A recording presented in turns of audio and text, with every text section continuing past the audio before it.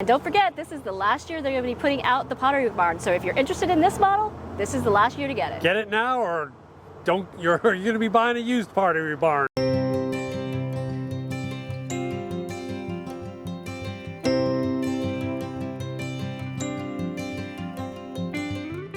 Okay, welcome to this week's episode of Luv Subbin, and where are we at this week? We are at Airstream of Southern New England in Union, Connecticut. Yes, so we're here representing the Airstream Club. We've got a little booth set up so that it's their open house today. Yep, it is. So they've got a food truck, which was absolutely delicious. Yep, and they've opened a couple of the units up so that people can walk through them.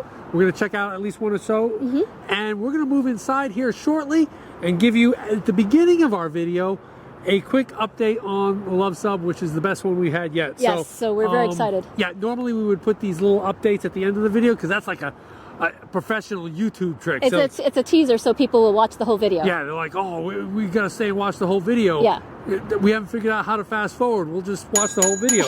So this time we will actually give it to you right as we head on in here. Yep. We'll also get a really cool Airstream later on in the video we're going to check out. Yep. And we've got some expert advice on towing and sway control, yes, weight distribution, hitches. Do you need one? Correct. We've got the expert to help you. Yeah, we do. All right, let's get on with this episode. All right, we finally have the sub update that we were looking for. We're sitting here in the lounge with some of the coolest sofas I've ever seen. They're made from an Airstream frame. Yeah, these sofas are really cool. So, yeah, so what's our sub update? Our sub update, we're going to show up with this picture that it is almost ready. Yeah, our service manager has estimated May 13th or 14th. We had some awesome viewers. Thank you very much. On Friday, just yesterday, take a picture of the sub, and their quote was, "It's looking roadworthy." So you can see the axles, the tanks, everything's on. Still missing its tires. Yep, but that's pretty easy. Yep. So by the time you watch this video will drop 5 p.m. on Tuesday. We should be in Ashtabula, Ohio. On our way. For the night. Yep. Getting ready to pick it up on Wednesday. And so hopefully the video you see next week will be of us picking it up. And we can see what's done because we have no idea what they did. Yeah, it's going to be really interesting to see all that they did from January 27th to May 13th. Yes. All right, so there's our sub update. Let's go head out. I hear there's a Midnight Flamingo out there that we want to check out. Yeah, we'd be excited to do that. All right, let's do that. Okay, this is one of the Airstreams that we are really excited about checking out. And they have not only one, they have two. And this is the Midnight Flamingo. If you check out this video up here, we actually did a quick review on it when it was first announced. Yes. But, you know, we weren't able to actually see one. We had to just, use the... the press releases and did a virtual tour. Yeah, so let's go ahead and check out to see some of the features. I'll do the outside, Cindy will do the inside. And what it is, it's a basic flying cloud model with a special fancy overlay. Yeah, and I think people either love them or they're like, not for me. Yep. I think I'm somewhere in between. So, but let's go ahead and take a look at an actual Midnight Flamingo. So some of the distinctive outside features are obviously the black treatment that some of the features get. So for example, the rock guards here, this is still the stainless. It looks like they've painted or sprayed this on. So it's a paint-like material, as well as the black on the propane covers here. The black really kind of, I think, looks okay. It looks like it's going to be a good addition. The only thing, of course, would make it look better is if it had some chain socks here. Those black chain socks. Hey, Airstream, we could do a Midnight Flamingo logo. Yes, we could. If you want some Midnight Flamingo chain socks on these puppies. Yeah, that would look spiffy, wouldn't it?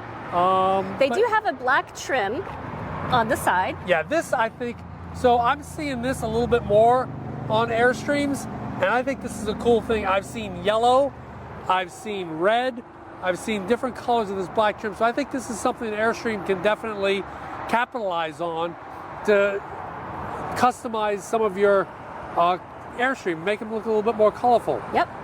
They've also got, I'm glad to see they have ST trailer tires. You know, Luv Subbin is a fan of ST trailer tires and that they haven't put truck tires on these, but they do have the cool blackout rims special for this particular model. The black trim also carries through to the bottom, which I think looks pretty sweet. It does. Of course, they have the cool blacked out flying cloud, and the blacked out special Midnight Flamingo logo.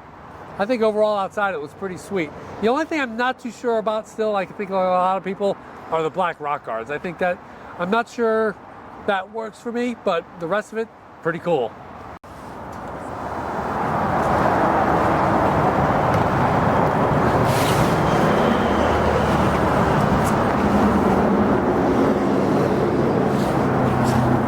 So we did talk about the interior in the other video, but it's really interesting to see it in person.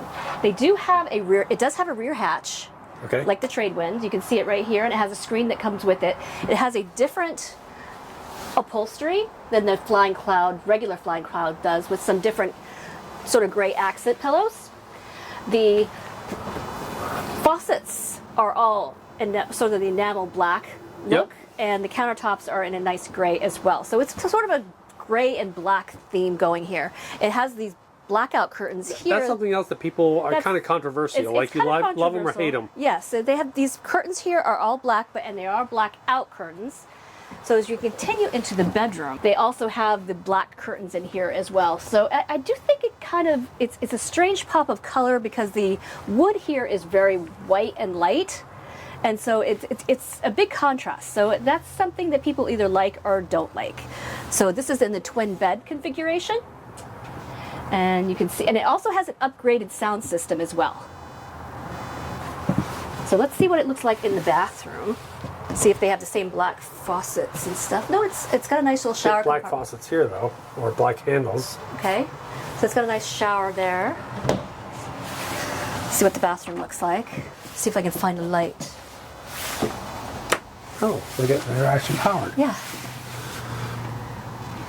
So you can see the black faucets carry over, the black handles and the black shower bar all carry over. So that's very nice. And you can see the floor is also, I think that's the standard Flying Cloud floor. is gray, but it matches very nicely with the gray color tones. So all in all, it's very nice. The only thing I would find controversial is this stark contrast between the light wood and maybe some of the black detail. All right, cool. Yep, Airstream Midnight Flamingo. it is. All right, because we can never get enough of this, we're gonna once again show you how to properly close an Airstream door. There is only one way. Yes, but however, this door is one of the newer ones Yep. that you could probably be a little bit more lenient with, but again, this is the way you close an Airstream door. Push it to, hear that double click, and you're good to go. Actually, it seems to click differently. I wonder if that new door lock, it just feels different to me. It actually locked it. What? It actually, oh no, it didn't. That was almost embarrassing. That was almost embarrassing. No, it didn't lock it. It sounds different. Let's try it again. It's like a single click versus the air. Yep. Yep. There you have it. So I really like these for the rear bumper, and I'm thinking about getting one of this for our unit, but comment below if you have one of these and how well it worked and how it lasted and whether the sticky stuff came up or how did it do for you. So comment below. Okay, so I'm here with Eric from Blue Ox. And you know, as I told you before, we always are looking at Airstream addicts, and I'm seeing more and more and more. People are saying, I don't need weight distribution, thus I don't need sway control because they're usually part of the same package. And that's seeing it more and more and more. And I get it. Eric here sells hitches, but you're also an expert on the hitching system and what causes sway. So I'd like you to give us a little bit of your opinion as to, do people need weight distribution? Do they need sway control, and why? Yeah, so weight distribution is its primary function is to make sure that you've got the right amount of weight on your front axle. That's its primary function. So that you're not having all that weight on the rear axle, so you can just distribute it back to the front axle. That's part of it. So yeah, some of these really big trucks don't need as much of that as a smaller truck would need. However, the main component, the thing that's really part of the safety features of a weight distribution sway hitch, is the sway. If you are just on a ball, there's nothing to keep that from turning while you're going down the road. A wind blast, a semi-truck, any of those things can pull your trailer side to side. So without some sort of equipment there to keep that from happening, you're highly likely to have an issue if you have that come up. I was driving across a bridge one time, and I was obviously using weight distribution and with our sway, and a big air blast came and hit the trailer at the same time I just moved as a unit rather than it moving separate, which would have been very dangerous. So it keeps you safe, keeps the vehicle straight behind you so you have a nice, safe, comfortable tow. So I was telling Eric about that time that we hit that wrong way driver on I-95, and I swerved big time to avoid this wrong way driver.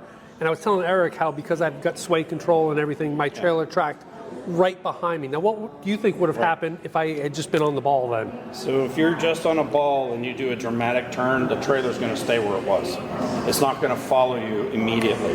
When you have, especially our equipment, where it lines the whole vehicle up as a single unit, it stays together, it moves together. So that dramatic turn, that trailer still would have been sideways and it would have hit. Yep. And then once that hits, then all kinds of bad stuff start to happen. Right. So you were saying other stuff causes sway, like you were on I-80, for example. Yeah, so Interstate 80 is pretty well known for the winds that you get, especially up in the Northwest.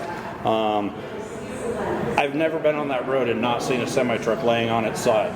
So imagine the same thing with your Airstream. You don't want to be that person that's on the ground, on the side of the road, calling your insurance agent, the state patrol.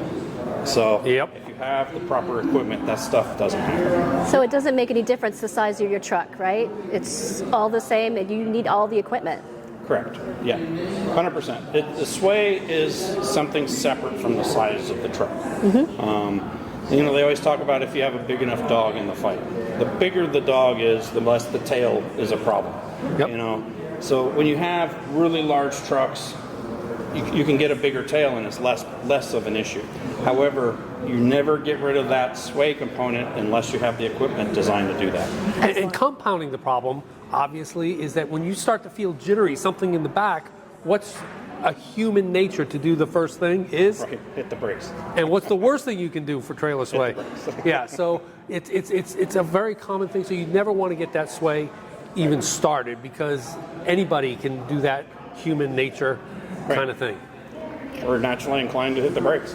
It just happens. So anyway, as you know, Luv Subbin, we are big proponents of weight distribution, whether it's the Blue Ox system or the other quality systems that are out there, because there's a number of them that are good. We're talking the Blue Ox today, but just get that weight distribution. That's what Luv Subbin thinks. Eric, good talking to you again. We saw you back in Rock Springs, and hopefully we'll see you down the road here. Absolutely. Thanks. Appreciate it. Thank you. All right, we're here with Steve and Denise, and they are just completing their 6-week-long retirement trip. For all you people who are thinking about retiring, Yep. how was it? Awesome! Awesome! It was a trip of a lifetime. Like we've talked about, you're just not going to forget this first really long trip. And oh my goodness, we chased springtime up and down that southeast coast. Amazing. How far south did you get? Key West. You can't went go as much far south farther. as you can get. Yep, absolutely. Yeah. So now we're going to use Steve and Denise here for our bucket list, because they hit some places like Key West, and Assateague Assateague. Awesome. is on our list. So, but I've got to ask you though. I mean, the trip was amazing. It was great. But realistically, how much better was this trip? The fact that your rivet was equipped with chainsaws. The biggest question, no matter where we went, were where did you get those nice socks? Exactly, and we can firmly see that. Chain socks, they not only make that boring piece of safety equipment look good, but in the unlikely event that your chain should bottom out, they should never bottom out, but if they do, they could prevent sparks. Oh, we felt so much better knowing we weren't sparking things up around the wild horses. Yep. All the beautiful places we went. Amazing. Looking good and being safe, what could be better? Absolutely. All right, so we're going to be seeing you guys down the road here later on this year? Absolutely. And we're going to give them a pair of chain socks for our unit trailer. Yeah, so Stella, our unit trailer, I think Stella needs to look good, huh? Stella is going to be so spiffy. Yep. I'm so excited. Very fancy. Thank you. Awesome. So they brought their rig in to Airstream of Southern New England, and I think they're going to be heading off, completing that first ever retirement trip. I know Cindy and I, you always remember ours, right? Yep, we do. When we headed out to Roswell, New Mexico, El Paso, Texas, all those great places. Yep. It's been super special. Awesome. It's been special. All right, guys, safe travels. We'll see you down the road. Yep. Bye, guys. All right, well, I think we'll close this in a 20-foot caravel. You know, thankfully, it looks like we're actually going to get our Airstream. Very, very soon. But we often get asked the question, you know, if you had to buy another one, if you had to buy a newer, the worst happened, or your frame cracks the third time, you know, what would we get? And we would get a 20-foot caravel. Why is that, C? We like it because the layout is very similar to what we have with the Luv Sub. If you can look at the kitchen, it's very similar. Yep. It's got all the counter space that you could want. So this is very, very nice. Yep, that's what we would get. But hey, it looks like we're going to be heading off Tuesday, like we said, to pick up the sub. So hopefully the video after that, this next week, will be from Jackson Center. And we'll be reporting on how it turned out. So if you like this video, Give us a big thumbs up. and if you think we were a subscription, click the subscribe. And comment below if you like the Midnight Flamingo or if you have an opinion about the caravel. Because we come out with RV and Airstream related videos just like this one every Tuesday. Thanks for watching.